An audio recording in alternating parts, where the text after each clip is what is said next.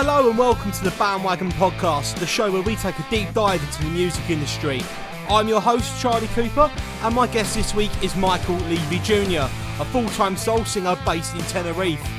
Michael shares his journey into becoming a full-time performer, the ups and downs of live shows, and what it's like to handle tough audience members.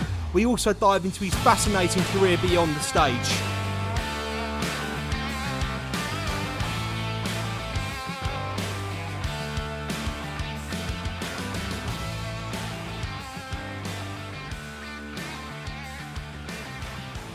How you doing, Mike? Thanks for joining me. Mate, pleasure. Thank you so much for asking me. How's things? Yeah, not bad at all. Just been as I've said to you before, I'm a guitar teacher in schools. So with the school shut, I've been sort of like trying to find stuff to do. So quite glad we're doing this today because I was sort of sitting around. There's only so much like Netflix you can watch and walking the dog you can do before you start going a bit nuts. So this has been great. But yeah, thanks for joining me again. I just wanted to, if we could kick off, you just tell us a bit about your background and how you got into music, particularly soul music, and what led you to doing it as a career. Oh, well, it's a strange story, really. The way I got into soul music was basically just growing up in the back of the car as a kid, back when we had like the cassette tape deck in the car. My mum and dad would just always be listening to like Marvin Gaye and Al Green, Stevie Wonder, people like that. So I just grew up listening to that kind of music, never ever had a singing lesson, never had any training, just used to sing along. I think my education was just listening to like I say, Marvin Gaye and Aaron Neville and the Temptations, Four Tops, Teddy Pendergrass. I used to sing along, and by about 10, I knew all the words to all the songs. Then later on, I was into performing arts and stuff and was in school plays, and then decided I didn't really know what I wanted to do when I left school. So to stay in education, I did performing arts and A-level theatre studies at college, and then found myself really enjoying that. And then, again, got more into the singing side of things when I played roles that were like musical roles and stuff.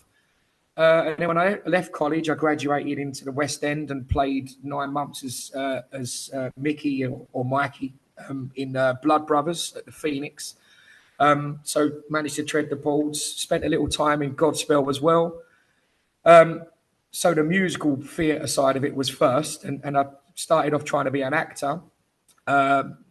Then went into acting for a little while, deviating from the music for a second. I was the face for Lynx deodorant, did some adverts for Lynx, did a few independent films, did a film with Ray Winston called Jack's Life for the London Film Institute. And then I landed the role of Sydney in the Matthew Vaughn film Layer Cake. And it was Matthew Vaughn who was the partner of Guy Ritchie. It was his debut film on his own. And while we was on location, I suddenly started putting on like a massive amount of weight, and I didn't know why. I wasn't eating anything out of the ordinary. And after about 6 weeks on location, he showed me the early scenes that we'd recorded compared to the present ones. And he said, look, you're doing a great job, but the continuity is all wrong. And then I realized there was a problem. And then over the course, I had to relinquish the role. And then, of course, Ben Whishaw got recast in the role, and he's since gone on and been in Bond films and all kind of things. So part of me thinks maybe that would have been my break, but then the other side of me thinks everything happens for a reason, and I wouldn't be sitting here now with my lovely wife and my 4 beautiful children. So perhaps that was all mapped out. I then unfortunately had some health struggles over the next year. This would have been around about age 20, 21, where I put on, believe it or not, in the next 18 months, 14 stone. And we couldn't understand why, because I went back into boxing, was training really hard, was on a strict 800 calories a day diet, going to different doctors. The quick version is 23 hospitals later and various consultants. I did a suppression test, and they found I had a hormonal imbalance called Cushing's syndrome, which was my body basically producing too much cortisol and producing lipid cells. So basically like a fat tap. So had to come off it. It was caused by steroid medication as a kid. So I had to come off the steroid medication and then just eating normally. I eventually lost 18 stone in a year. and about 21 in about 18 months. So at one point I ballooned right up to 33 stone and then briefly went down again to around about 12 or 13, but it didn't look right on me, and then settled at about 15. And over the last couple of years, I got older, I've put a stone or so on, a bit out of shape now. But yeah, I'm just, thankfully, I'm not absolutely enormous like I was. But you can imagine being that size and working, all you're getting offered is fat man roles, bouncers parts, gangsters parts, and I wasn't really enjoying it. So I don't know if I'm hogging the mic here, Charlie, but for a time I switched over to writing, screenwriting, and I worked for a Hollywood film company called Leo Media, where my job was basically to script doctor. And people would send me scripts, a lot of famous scripts. I mean, actually, the Ferrari film that's out now, I worked on that, rewriting some of the scenes. A Winter's Tale, a film adaptation of Game of Thrones called The Lost Lands, which is not out yet. I've worked on things like that. A biopic of Einstein. So I wrote quite a lot of those things, and it was great, but the payoff was few and far between. You'd get a writer's credit and you'd get an executive producer's credit, but you might not get paid until the film got finance. It might be 2 or 3 years. And with a family, I realised I needed to earn more money. At the same time, I was also songwriting. I worked briefly with Connor Reeves, who had songs like My Father's Son and Earthbound. I wrote 2 songs for Joss Stone's first album. Only one of them made the cut. And I did a lot of session work with people like back in the day, like Mark Morrison and people like that. So, I was doing session singing really. Then moved on. I got approached by like a rap group, a hip hop group called Heaven Sent Thugs, HST. So I helped write a hook and record a song called Thug Like Me, which they released. And it managed to do really, really well. And was like #1 in several countries and whatever. It was mad seeing it on MTV and stuff. This is when I was still losing the weight. I don't know, did I ever send you the music video? I'm not sure. No, I've not seen that. No. No, I'd have to send it over to you. I was still about 25 stone or so, and not the same sort of style of or genre of music that I do now. But it just led me into the sort of singing for a living world rather than just session singing and writing. Then eventually, after signing with several recording companies and it not really working out for one reason or another. Well, I'll tell you quickly if you don't mind. I signed to Sony, and they asked me to do a promotional tour, which kept me away from, at the time, my 2 really young children. And I just found it really hard being on the road. They asked me to record an R&B album, which was my thing, but wasn't really my style. And I didn't enjoy that. And it affected the kids, me being away so badly that when we would, this was before like video calls, we'd have to Skype. And I'd Skype with them, and the baby, she'd crawl behind the laptop looking for me, not understanding why I wasn't there. It was just so sad. Oh, that's And then when I heartbreaking. would, yeah, it's awful. And then I would come home for like maybe get a week or 10 days at home before I had to go again. And if I was in the toilet, she'd be sitting outside the bathroom door, worried that I wasn't, going to come back. Or if I popped down the shop for milk or whatever, she'd be crying at the front door. And in the end, to be honest, a lot of people criticize me for this, and some other people commend me. It depends on your own personal view. I decided to give back the money and walk away from it because I feel like family's more important in those years, and missing first steps. And they at that age they would grow and change daily, and I didn't want to miss out on that, and I didn't really want fame and stuff. So we decided to come back, and what with the film writing being such few and far between payments, I had a friend over here in Tenerife in the Canary Islands who was basically working on the circuit, and he said, "When are you going to come over here?" And our little girl, we then had a baby, Lily, who's 12 now, but when she was a baby, her eczema was terrible. And we found that when we came over to Tenerife to visit, like within a couple of days, her skin would just clear up. She'd be happier. She wouldn't be bleeding and scratching.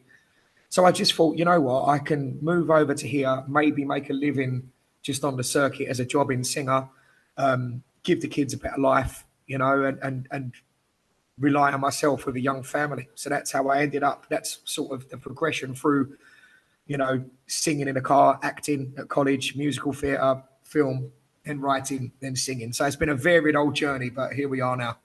Yeah, just a bit. Christ, I've got to say, oh God, did not expect that as an answer to that question. That's A unbelievable. bit, what a life, And bit of a long one, I'm afraid. Sorry. no, no, not at all. That's unbelievable, and I'm sure anyone listening will agree. And that I think what you said there, what really spoke to me about you said some people criticize, some people commend you on your decision. I think that's an incredible decision to make. It couldn't have been an easy one, and for you to still do what you love for a living and still have that family life, make it a great opportunity for them living overseas. I'm sure they're bilingual now. I'm imagining. Yeah, Yeah, yeah, they yeah. all speak fluent You English and know, Spanish, and it's the older incredible. ones, couple more languages.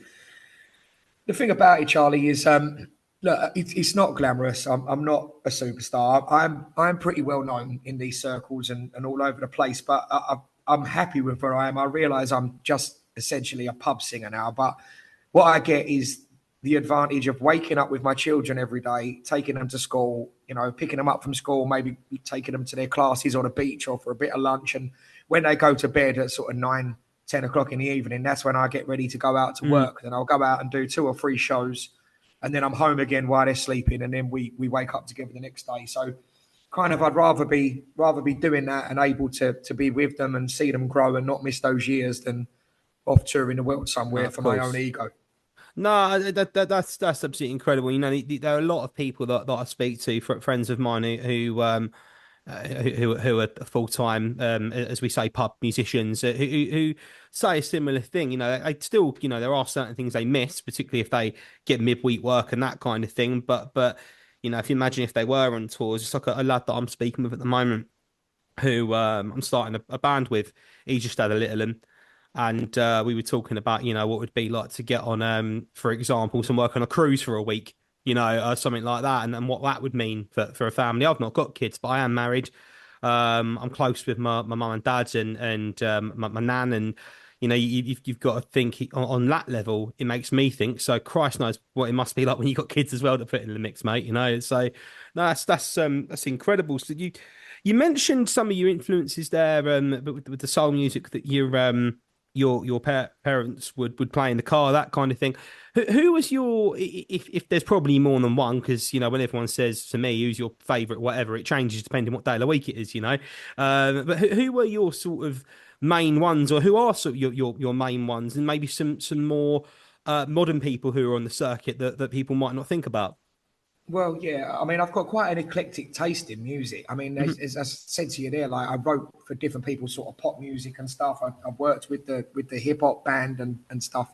I mean, I was singing hooks, but like melodic stuff and that. I mean, Marvin Gaye was always my idol. To Mm. give you the direct answer, Marvin Gaye is, I think, the most flawless, especially soul voice, because soul music is the genre I do now here in Tenerife. It does sell. People of a certain age want to hear it. Lots of those songs are timeless. You could put on something like My Girl, and people of Yeah. all ages know it and know the words and sing along. And I feel like it's a timeless genre. But Marvin Gaye is an absolute idol just for the dynamic of his voice. At times he's powerful and raspy. Other times he's silky. He transitions into the falsetto really smoothly, and he's just a favourite of mine. I think also I'm like, I relate to his frame of his mental state. As we know, he struggled with his mental health, and Yes. I'm similar to that. I've had episodes where I've sort of not been great, which I'm not ashamed to say. I think it's important we talk about these things, so I can kind of relate to him kind of on a human level, as well as and I'm not comparing myself talent wise to Marvin Gaye, but yeah, he's somebody I grew up listening to. If I had to sing a song, if my life depended on it, it would probably be "Let's Get It On" by Yeah. Marvin Gaye. And I do sing. We spoke about this off camera, I think, once, Charlie. I do sing everything in copy key, just absolutely everything. I'm a Yes. little bit OCD about it. If I sing from Barry White to the Stylistics, I sing it the way you heard it on the album. And even people say I'm hard on myself because there's times when you're singing a lot of shows. I maybe do 20 to 25 shows a week out here, and some of the systems are not the best. and I want to be on top form every single night and sing everything as Marvin did and various others. And some people say, look, Marvin Gaye didn't sing those songs in original key. He certainly didn't do it every night. And when you hear him in concert, he's brought down like a semitone and he's jamming with it and whatever. But no one would know. And lots of musicians here, and I'm not criticizing anybody, lots of musicians here bring things down and change the key to suit their voice. Yeah. I make sure I make sure I don't want to be arrogant, but I make sure I sing it as it was known. Otherwise, I would know. I would be driving home and I would be annoyed, and then I would feel that I'd let myself down. Yeah, I get that. I completely understand that. If I have a smash or wrong chord on the guitar, I beat myself up about it in my head, back of my head for the next 4 songs. And my dad and my mum and my wife and everyone I know is always going to me, "What the fuck's wrong with you?" No one, no one else knew. I'm like, yeah, well, I did. So no, I completely understand that. I really do. No, but you did. And the point is, if you have got work, which I know you do, if you have got a good reputation, if you are in good standard, it's because you set those bars for yourself. Yes. Yeah, So absolutely. as long as you keep setting those bars and aiming for those bars and trying to surpass those bars, if there's anybody out there that's a fan or enjoys coming to see you or me, it's because we set those standards for ourselves. So I think it's important. I think so. I completely agree. And when people say those things, they're trying to make us feel better, and it's all from the best place. And I haven't even got an issue with people saying that, but it does make me internally roll my eyes a little bit without without trying to sound rude. But that's fantastic. So when when you were starting out, as far as the actual working venue pub singer goes, how did that work? Were you doing sort of what I do, kind of belling up pubs, canvassing, trying to get? And that's not what you do now. You don't. You're at a point now where you've got a lot of recurring work. When that started out, were you belling up venues? Were you doing it for recommendations? Were you doing weddings? How did that work? No, you're going to hate me. So you're going to hate me because it's an unusual route. So the point is, as I said, I had a friend here, Mikey. Mike was his stage name. He lived in Tenerife, for like 30 years or something. And when we used to come over so just quick backstory, I met him in 2002. I was on a lads' holiday with a load of West Ham fans, actually, which is what the other passion we share. Absolutely.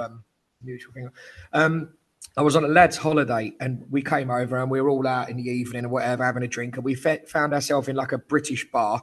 And Mikey was there as the compere. And we really liked him because he was really versatile. Like, he was an older fella, but he was like singing 1 minute and then rapping. And then the next song he did was like Eminem. And we were like, wow, look at this geezer go. And one of the nights we were there, a lad that was with us, he got a phone call that his grandfather had passed away.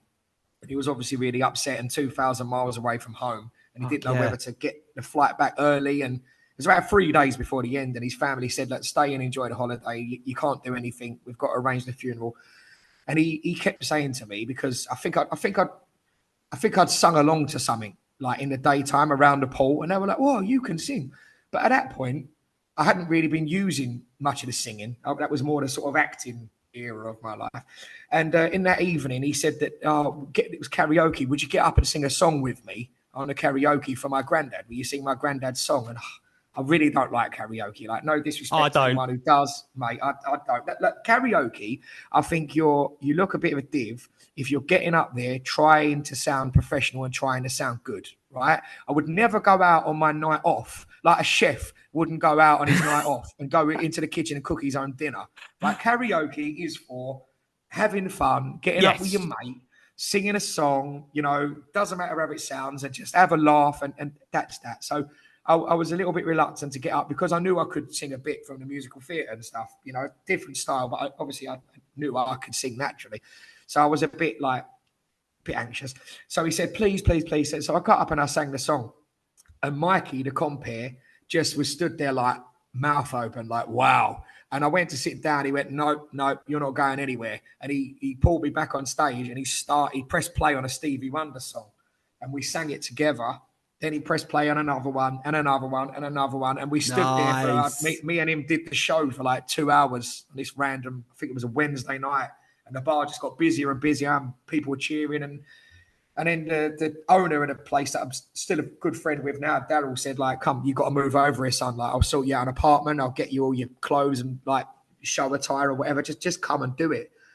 But obviously that was the same sort of time that I had the health issues, and I wanted to go home because I had hospital appointments and, like, endocrinologists to see and stuff. So I delayed it. But over the next sort of few years, I would pop backwards and forwards on holiday, or I would go over and work with him. And then people that knew us from there booked us for weddings. So, I went up to Leyland in near Preston and did a wedding. And it's good. I don't know if you find this. When you do somebody's wedding, it's so personal and intimate, and you're part of their day.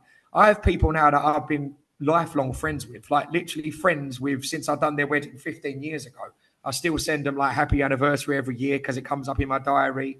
When Nice. you feel like you've shared something with them. So that's nice. So coming back to your question around the houses, as I do tend to speak, my brain works like that. It's always full of thoughts, Charlie. So I had already, in a way, established a little bit of a reputation. So from going over with Mikey and working with him on the odd week or so here and there, and for doing the wedding, and then we travelled all over the world together working, and then we worked together at Hyde Park in Winter Wonderland at the Bavarian Village. So we did that together for 10 years over sort of Christmas sort of time, November, December. So then you build a reputation from that. So the way I got work was, because I've never actually done the whole gigging in England, driving up and down the motorway with your PA system, getting it out, having to pack and unpack and set everything up. And I realised, that's a slog. And that's something I wouldn't really be fond of doing, which I doubt anyone is. If you wouldn't have to, you wouldn't do it, would you? Do you know what I mean? This is it. Yeah. I would. If I didn't have to do that, I wouldn't. Like another benefit of being here is it's run from venue to venue. Plug your iPad in, go. Do you know what I mean? So it is a little bit better in transit. So when we decided with the little girl, with Lily, who had the eczema, and we decided to make the move over to Tenerife, I arrived over there, and Mikey came to pick me up from the airport. And another bar owner was behind him, and he had heard that I was coming over, and he had turned up to offer his services for a lift, because of course he was saying straight away, look, I've heard you're moving over. Like, can you give us a spot? So I was, pretty flattered with that. So that night went back to Mikey's, and I went over first just on my own to sort of arrange, see if I could get any work, and to just maybe have a look at an apartment, find out about putting the kids in school and whatever. So I went over for a weekend. It was a Friday night we landed. So went back to Mikey's, had something to eat. I went to work with Mikey. He was on stage. And during the time I was there, I think I landed at 8 o'clock. By 10:15, I'd had so many messages and so many phone calls that I was fortunate enough to say I had 4 shows a night, 7 nights a week booked in. So I know you're going to hate me for that, because I realised that when you're starting out, it's a slog. You've got to go around and put your name out. And still, I've been here now for nearly 11 years, and I've never had to advertise for work. There's like Facebook groups like Tenerife Entertainers available tonight. Like, I'm quite proud of it, and I've nothing against it. I'm not being snobby. I'm quite proud of the fact I've never had to go on and say, I've got Wednesday at 10 free. I've never had to do it. Like, if a gig... Yeah. Sometimes you lose a gig. Sometimes the bar don't work. Sometimes the bar closes down. Sometimes it changes hands. Sometimes they go in a different direction. Spots do come up.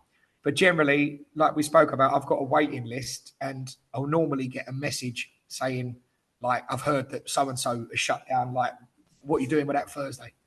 So I normally can replace them pretty quickly. So I'm very, very blessed in that respect. And I hope that doesn't come across as big-headed. No, I don't think so at all. It has done at all, Michael. I think that's the thing is, like, as working pubs, singers, musicians, bands, whatever it is you do, that's like that is the dream. I've only ever known, other than yourself, one other person like that, who was an old mate of Michael.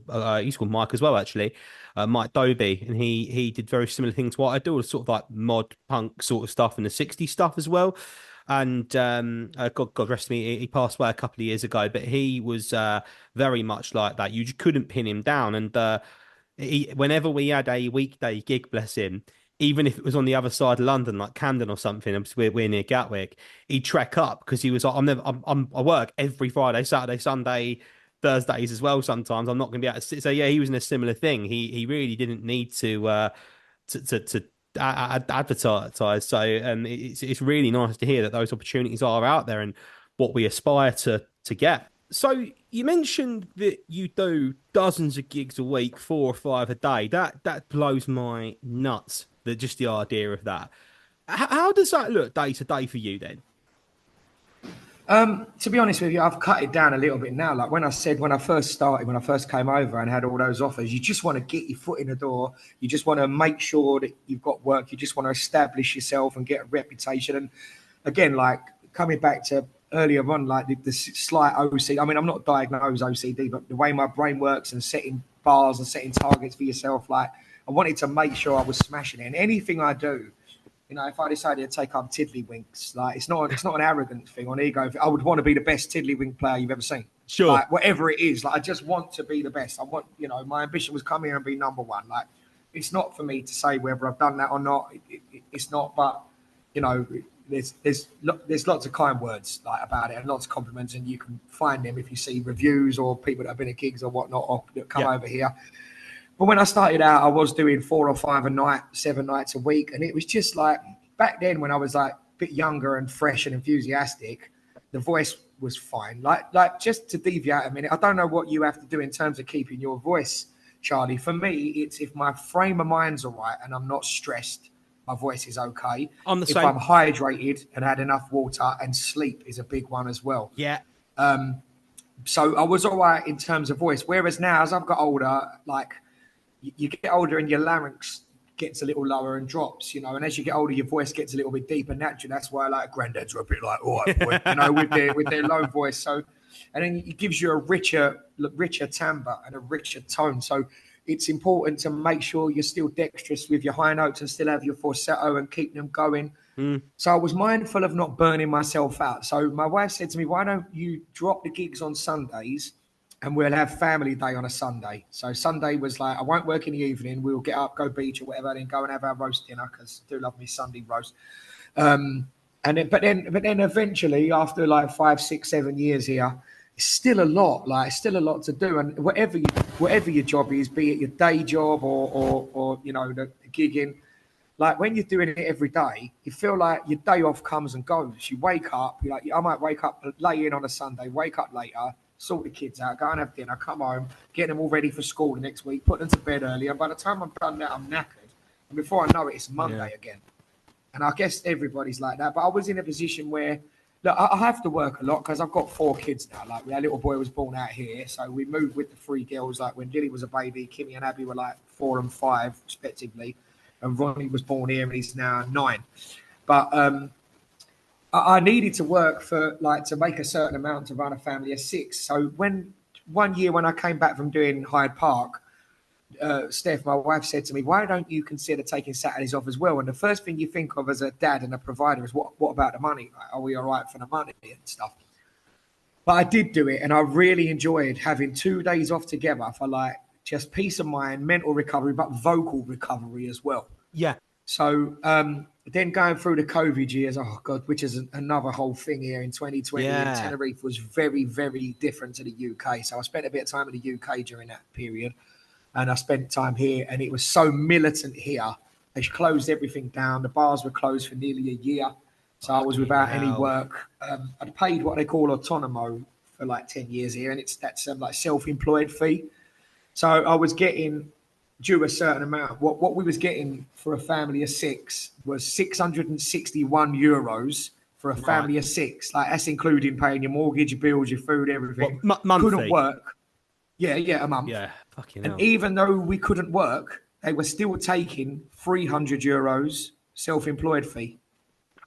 So effectively leaving us on 360 quid for a family of 6. And so during that time, ended up doing like online shows, over to the Facebook Live and whatnot. And started the YouTube channel just to, sad as it is, I was just singing for my supper. Like I was putting on shows, like you said earlier on, for like since you've been out of schools on the holidays, for something to do, because otherwise I just sit around playing FIFA, vegetating, and just listening to West Ham podcasts mainly. So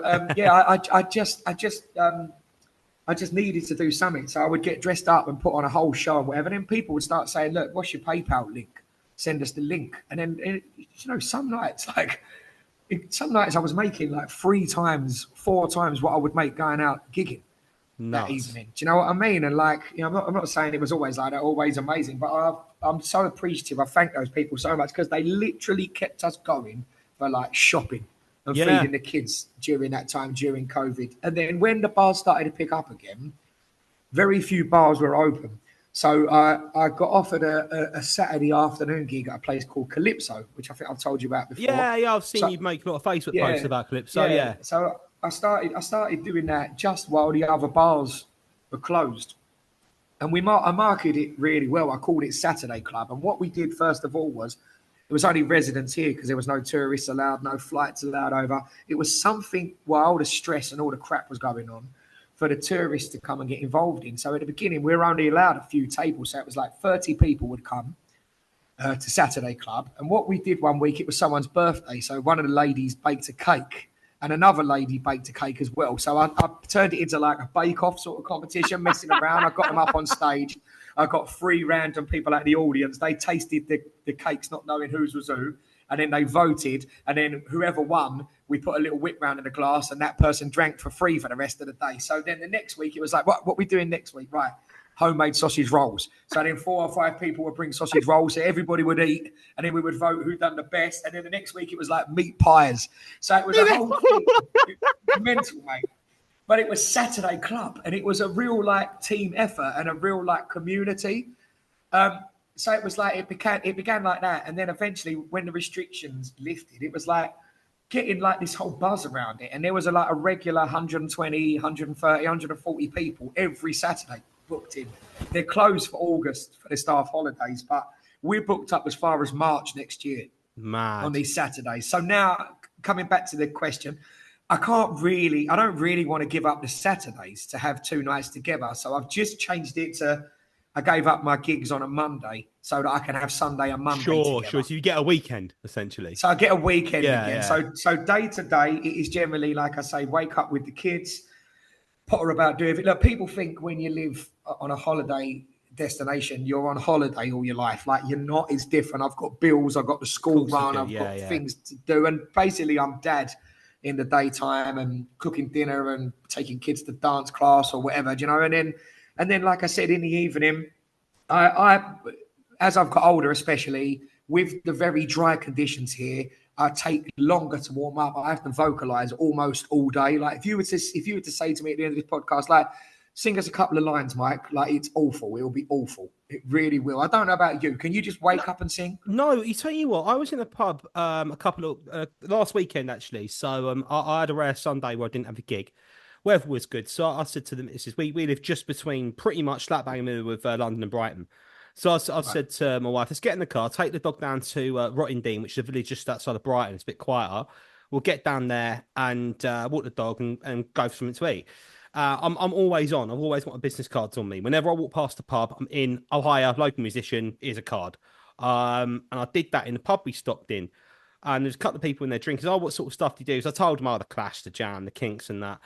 And this guy was going, oh, sing something now then. And I was like, huh? What? No. That's not how it works. So no, I completely get that. Completely.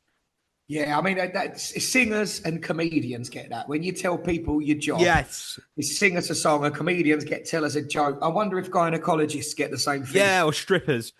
Yeah, or doctors. Have a look at this boy. You know what I mean? So it is a strange thing. So yeah, it takes me a long time now in the day to warm up.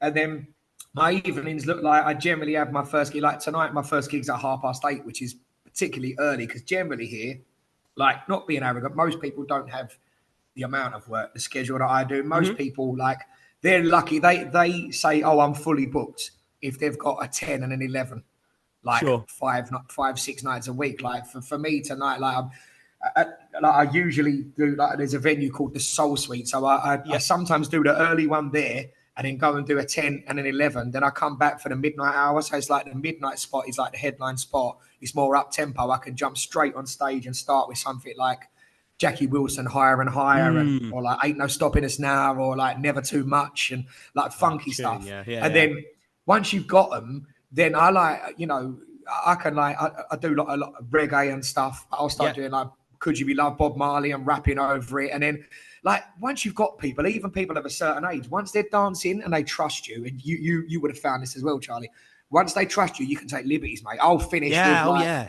I'll finish with like Now That We Found Love, Heavy D and the Boys, or like Yeah. do a Tupac song, or like I used to do when obviously because I change my I don't have a set. I never have a set playlist ever. Right? I don't know about you, and I'm not looking down on anyone who does. For me, I don't know. People go, "What are you singing tonight?" I don't know yet because I don't know who's in the audience. I don't know what they're responding to. It would be awful for me to think I'm going to sing this, and this 12 songs or whatever over an hour or 45, and they're not into it. And then this is why I worry. There's pros and cons. There's a lot of tribute acts here, right? Yeah. And some of them do such a great job, but it's a double-edged sword. So if you're, let's say, Rod Stewart, right? Yeah. If people like Rod Stewart, they're going to enjoy the music, right? Yeah. They're going to enjoy the show. But if people are in the bar that don't necessarily like Rod Stewart, well, you're like snooker, didn't you? Like you Yeah. Yeah. Of can't. course you are. There's nothing you can do. Whereas if I'm singing soul, even if it's in a soul bar and they're sat there and you think, what are you doing here? What are you here for? If they don't like it, which happens at times, mate, I'll flip it up and do reggae, or I'll do northern soul or R&B or something else. And I don't have a predetermined set list because me telling you what you're going to hear is like you going to a restaurant and the waiter telling you what you're having for dinner. No, I completely get that. I completely get it. I think, well, I have a set list, but I often go rogue. To be completely honest, I have it as a marker because I start and finish with like ones I like to start and finish with. But Yeah. no, I get so. I mean, perfect example of what you're saying. Now, I did two examples. I did a private party recently, like someone's birthday, and when I did Strange Town by the Jam, which not a lot of people do, and these three lads in their 60s got right into it. So I was like, great. So I did like 8 jam tracks on the So on the then you track. know the direction you're going because Exactly. you've got them. And when you've Yeah. got them, you've got to keep them, right? So this is a theory of mine, and I think, and I've not actually even done this, so it's like hypocritical. Is a bit of but I feel like it would really help aspiring singers that are going on the circuit and whatnot to at least understand cohesion between songs, right? Yeah. And there's certain songs that go together. And I think it would serve people well if they're not sure to go and do a year DJing, right? Yeah. Because Great your idea. job is I'm like the puppet master, right? So my late spot depends on how busy the bar is. We're at a point now where people know me, so they come like waiting for me. So mainly it's there. But when I was first doing the late spot there, it was like, right, this is the midnight spot. It might not be busy. If it's quiet, I'll give you this much, finish at 12, half an hour. If it's moderate, judge it and have a look around, do 3/4 of an hour. If it's busy, go on for an hour. If it's banging and you can see they're 3 deep at the bar and there's like, now you've got Yeah. 4, 5, 6 bar staff in there trying to serve. So I think, okay, it's worth going. Sometimes there's people, there's bodies, but it doesn't translate to money in the till because there could be 200 people and half of them are sitting there with a water and half a lager that they've nursed for the last half an hour. So I've learned to read the room, read the tables, read the till, see if what's worth doing. And then it's important to know what songs go together well, right? So once you've got them dancing, you capture them and you keep them up dancing. But then there's a time where they're not spending any money if they're only dancing. You might slow it down or drop the tempo a little bit so they all sit down because what do? They sit down thirsty hot and they buy a drink. And then the bar makes money or the venue makes money. And then you get everybody up again dancing. And when in the Soul Suite, it's under new ownership the last couple of years. And I said to the owner, look, you've got no dance floor here. It's a soul venue. It's not like karaoke. It's like exclusively soul show. So one night they've got a tribute to the Drifters. The other night, Temptations. Then there's me doing all different soul and whatever. And I said, look, people really love a dance. They're soulies. They love getting up dancing. You know, it's like if you do like, which occasion, if you do like ska, Yeah. like they want to get up dancing. They want to Big get up time. skanking. You know what I mean? If you do like Northern Soul is a whole genre where they've got their own dancing, their own like unique, they want to dance. And the owner said to me, we don't want them dancing, we want them drinking. And I said, no, but you're trusting your staff, your performers. It's our job to get them drinking and spending. But the more they're dancing, the more likely they are to have fun. The more likely they are to have fun, the more likely they are to stay. Absolutely. And if they stay and they're dancing, they're drinking. So let me allow me to create the atmosphere. Just because they're sitting down at a table doesn't translate to they're putting money in the till, because like we said, they could be sitting there with a water and half a pint, the whole night. So I think it's important to be able to control the tempo, the timing, the mood. Music makes you feel a certain way, right? It might make you feel Absolutely. nostalgic. It might make you feel happy, sad. It might remind you of an old friend, or it might remind you of your first love, or all different silly things. And it's about making people feel a certain way. Like, and on cohesion and song selection, like that's 90% of the job. There's times when my voice is not where I want it. Well, I don't think I've ever had a gig where my voice is 100% where I know I can be, Sure. but other people tell me it's phenomenal. Well, it's some of the best, like, deviating again quickly. About 6 or 7 years ago, I was in a venue called Unique Bar, right? And my voice was totally gone. And I was on the way there. My wife came with me for moral support. I couldn't even speak.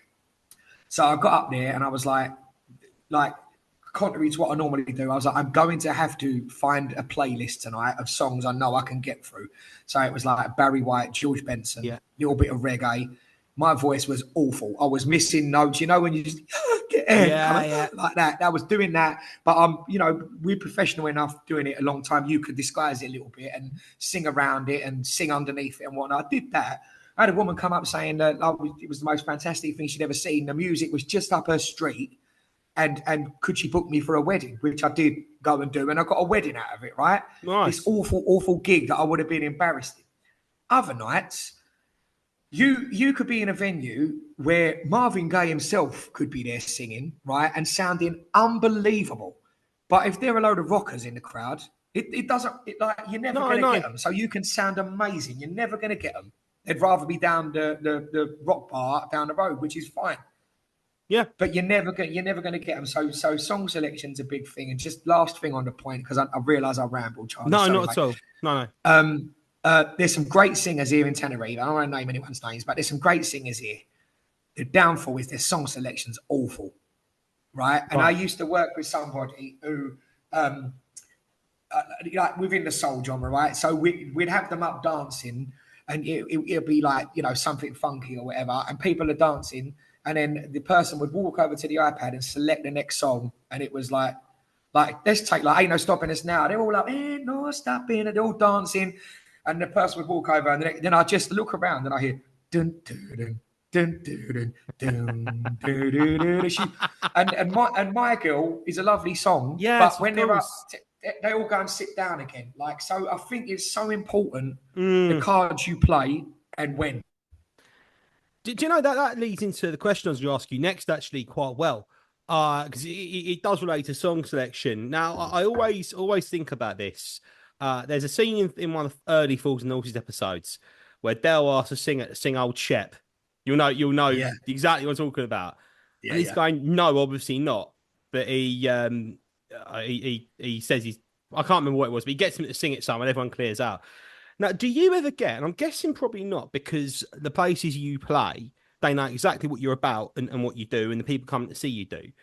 Do you ever get ridiculous requests? Because I get people, obviously, you know what I play. I play the Jam, I play the Clash, I play the Kinks, the Faces and that, Stranglers. But I get people coming up to me asking me to play.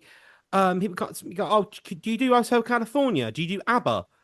I'm like, I do ABBA? And do you get that? Every night. Yeah, every you do. single night. So some of the things I've been asked for recently, Dolly Parton.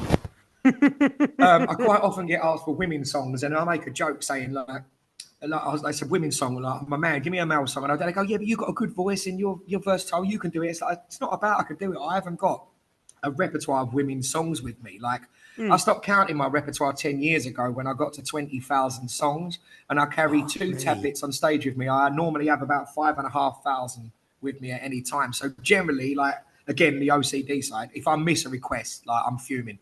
So if there's a song that I've not heard of, some obscure Northern soul song or something, or some obscure reggae song, I'll go and learn it and sing it the next night. Because for me, even if the people are not there, it's different people. Just for me. But yeah, I mean, it's not that I just don't carry women's songs with me. But you get it a lot. You get Elvis, even in a soul bar, the Soul Suite is where I am a lot.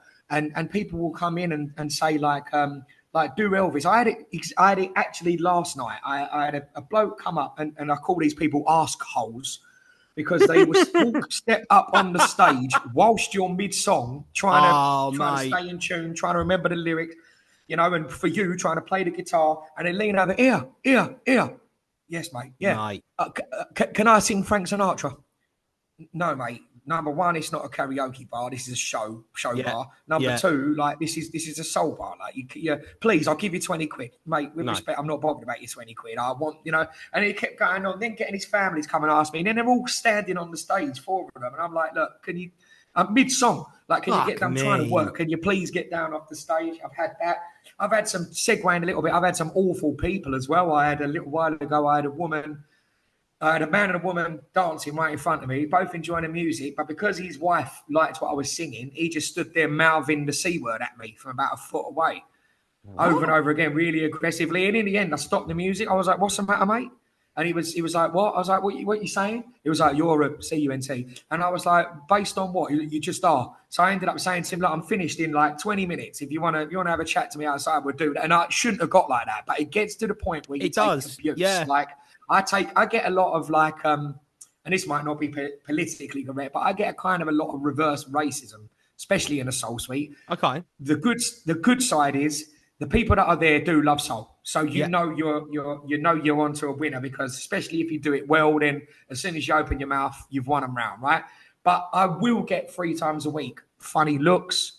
I get comments about why you dress like that because I'm in a suit or at least a waistcoat and trousers and Yeah. a Yeah. shirt, and people like, and then if there's been like black acts before me, then I walk in. Like people like listen with their eyes a lot and they prejudge. And what are you doing then? I'm next. What in here? In here? What are you, the DJ? No. What are you, Elvis or Michael Bublé? No. It's the soul suite. I'm singing soul. How are you gonna sing soul, Wow. mate? What color is soul? Like soul doesn't have Yeah. a color. Like music doesn't have a race. Like it's music. Like I was brought up on all those things. Like it's part of my DNA, and he's part of the ether. And but then fortunately it happened recently. A couple sat there, and as soon as I went on, they went no, left their full drinks, had seats, front row seats, got up and left their seats. And I just started with "Cry to Me" by Solomon Burke, and then went straight into "Sexual Healing," Marvin Gaye. They just stood at the door. And you see them sort of standing there watching for 2 songs. Then they're having a chat, and then they come back in and have lost their seats. And they are always the same people that come up after and tell you, "We've been coming here 30 years. You're the best we've ever seen. Can we have a picture?" And you want to tell them no, but you don't, do you? You just, No, you of know what I course, mean? of course, yeah. You just do it. But yeah, it's a funny old thing. But I've had some strange requests. People are hard work. Last story on that. I was performing one night. A woman was a bit drunk. For some reason, people are fascinated with standing on the stage. Like even if the stage is just a little 6-inch bit of plywood in the corner of the room, they still want to stand on it with you because the attention and the eyes are on you. The seats are facing you, and they want that Yeah. attention, right? No, I've had that. So yeah, so she was standing on a stage dancing first of all, and I'm dancing with her, just trying to engage it and try and make a party atmosphere. And I'm all right when she's doing that. Then she wants to sing, so I did something corny like "Build Me Up, Buttercup" because people are singing along, and that was the kind of vibe late at night. So when it gets to the ooh, ooh, I'm like holding the mic in front of her so she can sing that. But then she's not content with that. She wants to scream down the mic. Like people don't realize what a microphone's for, No. so they just want to shout down the mic. And then she's trying to grab the mic off me. Well, you like rule number 1: don't ever let anyone else take the mic because then you've lost Absolutely. control Yeah. of the room. Yeah. So because I won't relinquish it, but I'm holding it so that she might be able to lean over and sing, she dug her nails into my hand, like really hard, her long nails. Really? And then because I wouldn't let it go, she reached down to my side and she squeezed my side, right? So I'd like jump back a little bit, like, "What are you doing?" And like I look down, I lift my waistcoat up, and through my white shirt, my side is bleeding. She's like drawn blood and cut my side Fucking just because I hell. wouldn't let her take the mic. So again, I stopped the music, and I shouldn't have done. I don't know how much I can say on this podcast if it's family friendly, but basically in No, a you can say what you want, nutshell, mate. I said to her, like, "Am I all right to swear?" Yeah. Yeah, I just went to her like, "What? Like, why are you fucking with me at my work? Like, I'm Yeah. literally just trying to sing. I'm trying to give you a good time, like everyone." And you stood on the stage and you're like physically like scratching me and making me bleed. I was like, I don't come to your work. So fuck off out of mine. And everyone stood up, started clapping. And she walked out just distraught and everyone was cheering. And it actually helped me because it made for a really good gig then. Because Yeah. everyone was buzzing. But I don't understand why people have got to be like that. Like there's a woman here that once asked a request. It was like to do with football. It was a Rangers song, I think. And she said, "Oh, I don't know it." And he spat in her face. Like there's no reason for it. Like there's no excuse. It is disgusting. I mean, people think you're a performing monkey when you do this job. Yeah. They do, and Yeah, they yeah. think that you do get people inside. Don't get me wrong, 99% of the people I speak with are fantastic people, and they're only talking to me because they're into what I've done, or quite a lot of them it's because like their kids have just started playing or whatever, and they want to ask me questions, which is really nice. And I really like when I do the family ones. You get little kids coming up to you asking what that's for, what's that do, what that Oh, which is great. That's mhm. 99% of it, but you do get them, and I've got to say I'm lucky enough to have not had anything like that happen. Well, I did have one guy challenge me to an arm wrestle once, which was fucking weird. Yeah. People are assholes, and particularly in those environments, right? When people are drunk, and also here they're on their holidays, so nobody knows them. They think they can act a certain way. They're in the sun all day. It's cheap booze. It's different measures here. Like if you ask for a Jack Daniels and Coke here, you don't measure it out and Yeah. pour you a big old Yeah, it's like glass. that You know what I mean? everywhere when you go on holiday, isn't it? Yeah, Yeah. and so people get drunk and then they lose. Sometimes they lose their inhibitions, which makes for like a good night. But sometimes they lose their manners. I'm finding since COVID, and this is a bit negative. I apologise. People are a little bit more entitled, and you've got to really I break agree. them. And even the likes of like Saturday Club at Calypso, which they're booked to come to for weeks in advance. They'll message you in the week and say, "We're looking forward to Saturday. We can't wait." And for the first hour, they're sat with their arms folded, looking like I just hung my cock in a drink. And like, I'm not allowed to do that anymore, Charlie. You're the final warning, I heard. I see on me last morning, in danger of going on a register or something. But no, they sit there and you really have to, especially here, you have to remind them you're allowed to dance. Like you can sing along, you can enjoy yourself. You're on your holiday. Like leave your stress at home. So I know I change up the show and I do a different show every night and have for like the last 11, 12 years. I do have things and phrases that I say. And one of them is like in a long intro to My First, My Last, My Everything by Barry White. I would say like, if you're having a good time, give us a cheer, and hopefully you get a cheer. I'll say like all the alcoholics, give us a cheer, and then people like inevitably cheer louder. You say like, if you're on your holidays, give us a cheer. If you deserve this holiday in the sunshine, give us a cheer. And I say, right, if you've got no work tomorrow, give us a cheer. And then they cheer because it dawns on them like, I haven't Yeah. got work, I haven't got those restraints, I haven't got Yeah, that's responsibility. quality. And I say, right, let's celebrate that. You've got no work, no boss, no awkward customers, no traffic, no trains, no commute, no rain. All you got tomorrow is like, and whatever it's going to be, like 34 degrees, blue skies and sunshine, and by the end they're cheering, and you find people just like Yeah. drop their like shackles and get up and dance. And it's almost like a banker for like filling the dance floor. So, Yeah. there are certain things where you've got to break people down, I think, as a Yeah, performer. definitely do. And I've had it. I've been getting a lot of gastropub bookings recently, which really isn't me, and I'm just background. I find that quite hard to interact with. It's all Oh, right. It's work. It's money. I'm not going to complain ever about having work and being busy ever. But it's just not the one for me. I mean, you'll like this one. Similar to what you're saying, you're getting people. I remember it was years ago. It's when I was still in my originals band. Did a similar thing like, oh, from if you're from the area or whatever, cheer this cheer. I went. I said, if you're a Tottenham fan, leave. So, but yeah, so no, there's lots of there are a lot of challenges with this job that people really don't understand. Hopefully, people who are listening who don't play, but they're listening because that they enjoy going to see live music and that kind of thing, will get a bit more of an idea of it. Yeah. just on the gastropub thing, I used to do a cocktail bar as well. And when you learn to sing correctly and support the notes from the diaphragm and you open your throat and you sing correctly, it's so hard to adapt to sing so quietly. So I used to sing on what should be an easy gig, just background music, just like easy, like Sunday Morning and Stuck on You and Dock of the Bay and things that are Mhm. easy to sing that are not vocally demanded. But at a quarter volume, it's like a whisper. it pushes your vocal folds together a certain way you're not used to, and that was fatiguing my voice Yeah, more than being able to project the note and really power a note or hit a high note. definitely. So I find that a nightmare, to be honest. Yeah, no, I don't think I've ever strained my voice singing at full capacity ever. No, I've only no, ever done it when you're having to back off, and it's yeah. dangerous. Like what I've actually started doing is turning the gain down on the PA and just singing normally and letting the PA do the work for me, really, because it is difficult. Okay, so Michael, you've started your own podcast recently as well. Not to do with music, to do with how we met in a roundabout way, to do with football. So tell us a bit about that.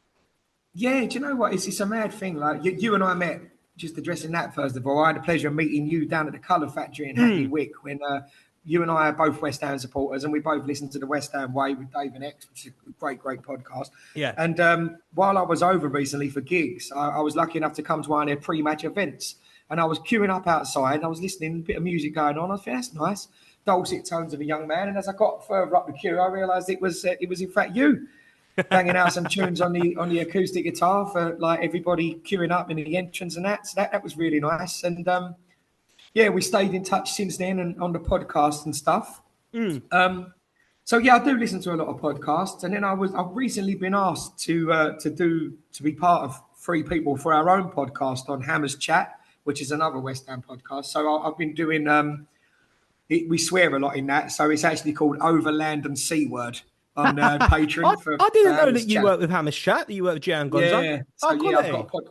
a podcast now on Patreon with Hammers Chat over land and C Word. So that's quite funny. So we've been Fantastic. doing that, and then since I got all this set up to record that, a friend of mine and me, Fraser, who's actually a Liverpool fan, but we always chat football, talk football, whether it be in a pub or whatever, and have some really good debates, and we agree on a lot of things and we disagree on a lot of other things. And we just said, you know what, this will make a good podcast. So we just said, you know what, like we're learning as we go. Like, I don't mind public speaking and stuff. So we just decided we've started a channel for now, Opinions from Offside. It doesn't even come up when you search it. The logo is like three cartoon footballers. Like there's Offside Opinions channels all over the Yeah. place, but this is Opinions from Offside. It doesn't come up because we're only like in our infancy. We've got like literally a few subscribers. We're going to keep going with it. We're going to build it. We chat different topics all the time. Today we had a really funny one. We had footballers with funny names. So Oh, we're okay. really having a laugh about, like Stefan Kuntz and Yeah, Bernd yeah. Haast and Paul Dickoff and David Goodwillie. And there was actually one called Arse Bandit. So we thought there's some such brilliant ones. So that's a really hilarious episode. It's going to be coming out tomorrow. I look forward But to yeah, that. look, we got into it. It's a little bit of fun. It will make no money. It'll probably get no views, but it's something to do in the daytime. Takes my mind because all I do otherwise is just daddy duties, running around, cooking dinner, play a bit of FIFA, and so it gives me something to do that's an outlet, and we have a good laugh. And while we're still enjoying it, we're going to keep going with it. So Absolutely, that's all good. fantastic. No, but I mean that's the point of this, really. It's the same thing with me. But funny you say about meeting through West Ham. I actually became aware of you through more than just a podcast. Oh, really? Yeah, so Yes. Nigel would read your questions out, Yeah. say that you're a soul singer in Tenerife. I was like, oh, that's interesting. I'd sort of looked up YouTube and I was like, oh, fucking hell, okay. And then when I was on a phone in on West Ham Way, and then you come on next, I was like, oh, like, wow, that's mad. Like, and then Yeah, I listen yeah, to a lot of the West Ham podcasts. It's how I spend my time. Like I've got four kids, mate. I can never get a go at a telly. I can never watch anything on television or whatever. So I end up just listening to like, a lot of the West Ham podcasts and various other podcasts, music podcasts or Joe Rogan podcast or other yeah, things. that's And a that's good how I one. spend my time in the days, really. Or if I'm driving around from place to place, stick a podcast on and have a listen. Because when you're a musician, like half the time, if you're not working, you're spent learning new songs. So like as much as I love music, sometimes we need a break for music. So I Yeah, find podcasts and stories and other interesting things like good forms of information. And sometimes they're just light-hearted. You can just switch off from like certain things. It doesn't take any thinking or following. So yeah, yeah. I mean, I'm also a big fan of that as well, more than just the podcast. Nigel and actually Johnny Bucci, yeah. who's one on the panel alongside Sean and his boy George. He was on holiday recently, so he actually came to Saturday Club. He came Oh, to Calypso. fantastic. It was the 1st of June. It was my birthday, and he came over and saw it. And He wasn't used to drinking how we drink there. We did a video for the lads to send in the WhatsApp group to say that he was with me and say hello. He was so pickled. They got it 3 weeks after he got home because he forgot he had it on his phone. So It's that was fun. hilarious. That was Oh, really good. fantastic. Brilliant. Well, I mean, the only other thing was, what does the future hold? I mean, you've got a fantastic setup out there, but I understand you're coming back home for a couple as well. Yeah, Yeah. I'm really fortunate now after doing it all these years. Obviously, like I've got my name out there, and obviously there's the YouTube channel and like Michael Leavy Jr. And things like that where you can find some of the songs and stuff. But I mean, for the last 18 months, at least once a month, I've been traveling away, gigging to other countries. So over here, it's not just your Brits, you get a lot of Scandinavians and Germans, Belgians, French. So in the last 18 months, I've been fortunate enough to work away in from like weddings to arenas, all different. So I've worked in France, Italy, Belgium, Holland, Germany several times, and I'm away a lot. So I go around and do the gigs, but people that can't necessarily get on holiday, always want me back in the UK. And it's difficult because you can't get around to everybody's area and No. everybody wants you to come to their hometown. Like they don't realize, they think like I have to be booked, but they think I just choose it. They say like, I don't know, come to Hull, come to Wigan, come to Yorkshire, come to Croydon, Mm. whatever. They just, and people say to me, I had one woman message me recently saying, you should come to the like Moon and Sapphire. I was like, oh, what's that? And she was like, oh, it's in like Towley. I was like, right. I was like, why? Like, do they have live acts? Are they looking for somebody? She was like, oh no, it's a Weatherspoons, but it's at the end of my road. It's like really close for me. I was like, oh, thank you. That's a lovely thought, but it doesn't really work like that. Someone would need No. to be aware of me and book me and then sell tickets and then cover my fee and make This money is for just them. it. So It's got to be financially viable as well. So yeah, I had the Brewdog at Edinburgh Castle try and book me, and I had to call them because they're big company. It'd be good to work with them down here. But I called them like, I'm really sorry. I'm in West Sussex. There's no yeah, way this is gonna work. nah. And the other thing is, the other thing, what was I going to say on that? What you were saying? Oh, the other thing is the fee, right? Because for me to leave Tenerife, I'd never fly in on the same day as a gig. I did that years ago for a wedding with Mikey that I mentioned earlier on. They booked us a flight the same day, about 12 o'clock flight, meant to land at 4:30, meant to go there and sing. And mate, we were delayed by 6 hours. Yeah, So it was a real panic. We ended up getting there at 10 o'clock at night or something ridiculous and like getting changed in a taxi on the way there. And it nearly ruined the day. So now, if I'm booked a gig, I always fly in the day before, have a sound check set up. Well, hello, sound checks. This is a controversial one. They're largely like irrelevant because by the time you get there, it's all changed, and by the time the room is full, the yeah, sound changes and stuff. So sound checks are another funny one. yeah. But I fly in the day before, gig the day of, and fly on the day after. Which means if I'm leaving Tenerife, I'm away for 3 days, which means I'm losing 9 or 10 gigs here and to leave Of my course. family and to travel. So when people ask me, can you come and do a gig? I charge a little more than a local act, and I would rather a local act like yourself go and do that gig than me fly to Tenerife because I would need a certain amount of money to leave here, all the travel, all the Of losing course. gigs here. So it's a different thing. So we are doing a couple at the end of this month. We're in August now. We've got a couple. I've got the first one is in the Midlands, so I'll be in Rubery in Birmingham Hmm. on Friday, the 23rd of August, and that's just a ticket show. We've hired out the venue because of like popular demand. We did one back in December and had like a couple of hundred people there. It was a great night. So we're Fantastic. doing it again at the end of the month. And then, like you say about traveling around, I normally, if I'm doing one the next day in a different area, I'll try and get a flight. Like recently, I flew from Manchester to London. So it was like a 30 quid flight, 30 quid ticket, 50-minute flight.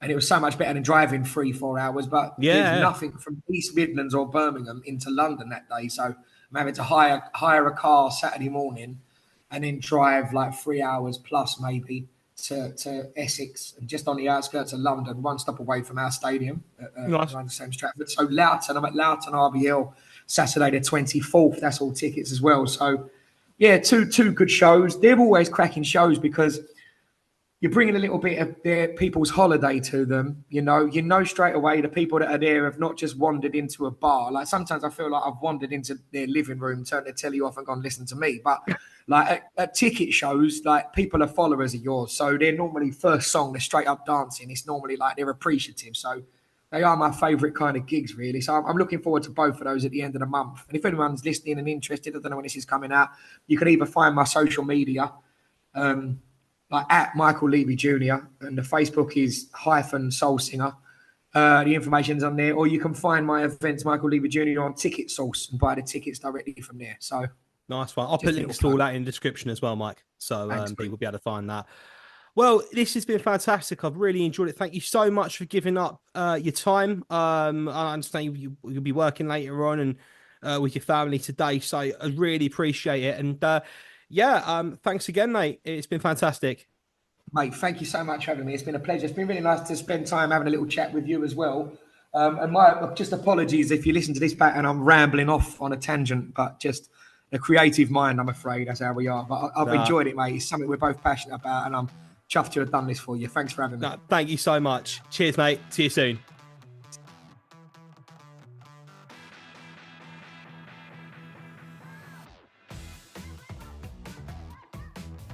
Thank you for listening to the Bandwagon Podcast. I've been your host, Charlie Cooper.